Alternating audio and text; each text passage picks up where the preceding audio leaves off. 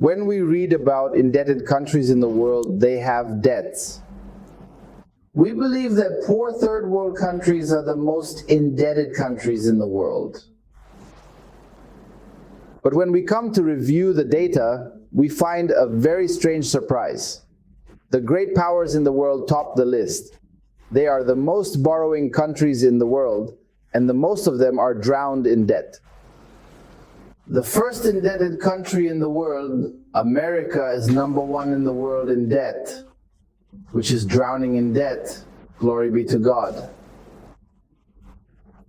The second entity drowning in debt after America is the European Union, encompassing many countries. Then Britain, then France, then Germany, then Japan. This is the most indebted country. If we return the list of countries indebted by more than $1 trillion, $1 trillion means 1,000 dollars. You can imagine that number. The top 20 countries on the list, they're all superpowers. These are indebted countries globally. After that, the poor countries are not indebted like these large countries. Glory be to God, the first indebted Islamic country on the list is Turkey, number 29 in the world in borrowing with $526,000. And then Indonesia comes number 32 on the list. Then Malaysia is 34 on the list. And then after that, many other countries remain on the list. Almost all the countries of the world. Or we may think that almost all of them are in debt, all the countries of the world are in debt. It is enough for some countries to be excluded from debt for 10 or 15 years in debt, even if they are in debt with 1,000, not billions, but 2 in debt. America's debt is a jurisprudence of debt. America's debt in 2024 reached $36 trillion. This is a record for American history and a record for the whole world. Does religion mean America? I mean, what country do you mean? America? Dead country? I mean, if you liken it like this to the man who buys with a credit card, buys certain things and then pays their fees monthly. He buys with money that he cannot pay their fees. So interest accrues on him as a result of him being late in payment. He returns the next month to buy again, and installments accumulate on him which he did not pay and which he has interest. And so the sum of what has accumulated on it is the debt it has.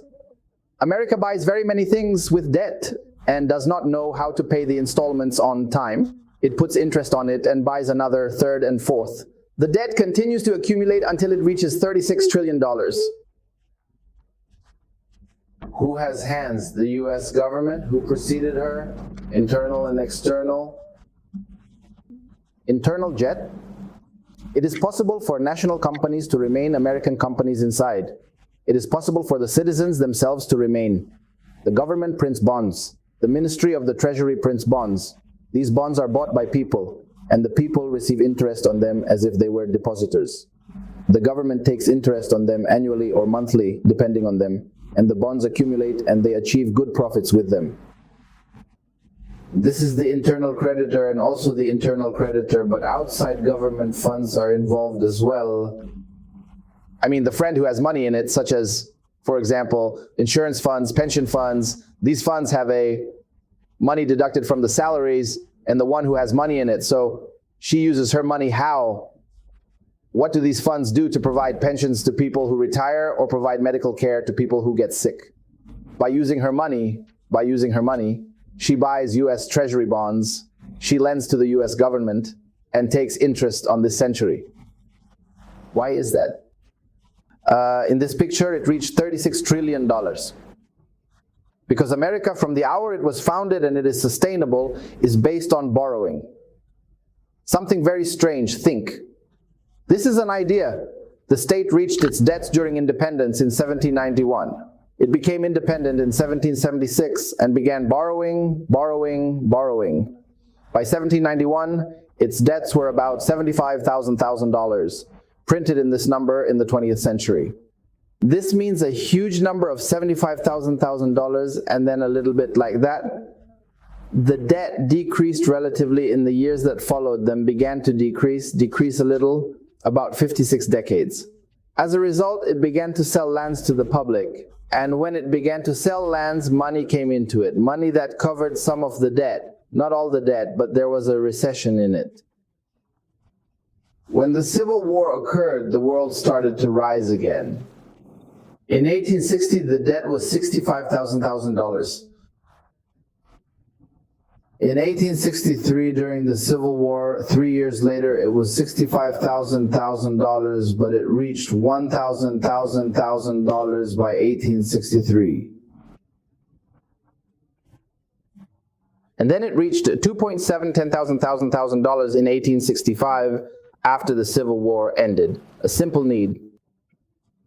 During the entire 20th century, the debt gradually increased as it entered World War I and World War II, and was guided to fear these wars, and the debt after World War II reached $22,000 until now we are in relatively reasonable numbers.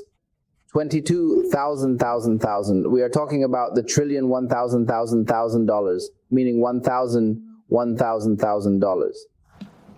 Trillion, we're talking about 1,000, which is a far cry from $22,000.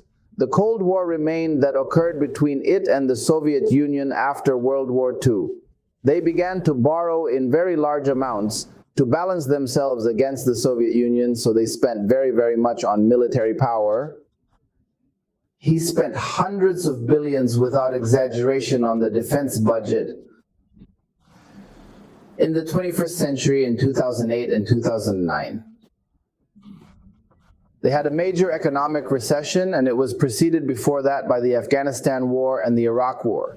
Debts accumulated on them, the issues reached. We entered the trillion story, this is dollars. Trump's era was the first unit, which is the first period, his first term. Alone, it added a substantial $7.8 trillion to the US budget.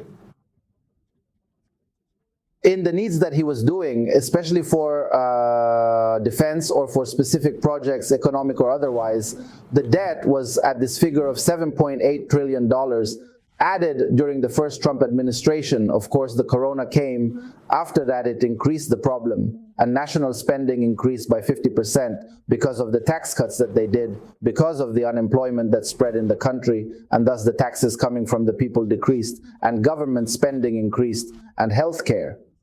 The problems have increased. The crisis has reached this point. The United States has reached the debt ceiling. This means that they are preparing a certain number every year, and Congress sets limits for them. They do not borrow more than this number. And they always ask that they provide up to the maximum limit for borrowing, because they want to pay monthly expenses and have to pay bills. Who? It includes employee salaries, health care, and equipment care. What exists, whether they are space devices, military devices, or so and so, or preserve it. Does all this require periodic costs? If they happen, I don't know how to pay off her debts. With its taxes, the Treasury Department is forced to take exceptional measures and begin transferring certain funds from the stock in order to pay its bills. This could land it in a very big disaster. The biggest disaster, the biggest, if investors in the bonds belonging to the US Treasury who are indebted to it begin to feel panicked. If panicked, America may not know a studio, they may withdraw from the financial markets. The world in which these bonds are held, and this could cause a disaster not only at the level of America, but at the level of the world. The world in which America owes money. As we said, most of the countries of the world are participating in this issue. There are large countries. America's participation in its debt is like Japan. Like Britain and China, of course, they owe America large amounts of money and others. Most countries of the world remained under the idea that America owes me money, including Arab countries. Everything we have heard explains the new laws that Trump is introducing every now and then, and we are surprised by them. He wants to pay off the terrible debt that exists, or at least maintain the situation as it is. Those who are in are as good as those who are out, so they know how to pay their monthly expenses. This makes us understand why they work.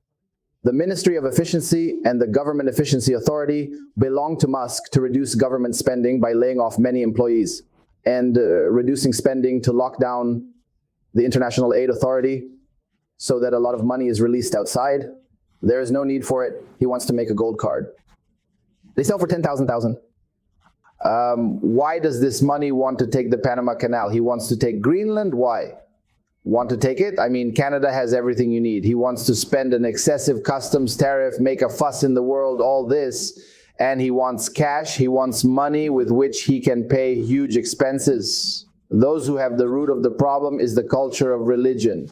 They have this culture. The state is based on borrowing from the first day. All people are like that, by the way. The problem is that all people are a culture among people, so that he learns, he borrows and learns by installment, and so that he builds a house, buys a house, expands my house, renews the car, even peripheral matters. He wants to make room in the Bahamas and does not go to Europe. And he does not want to buy a yacht. Nor does he want to buy a yacht. All of it is in debt. He lives all his life.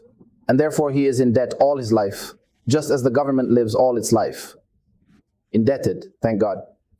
Fortunately, our culture does not embrace this. Our Islamic thought does recognize that people and governments do borrow, and it's prevalent, but we understand it's not ideal. And we are not supposed to continue it. And we try to block what we value our religion to live on. Meshem. You are not in debt, and you do not have to pay installments. And this is a legal requirement.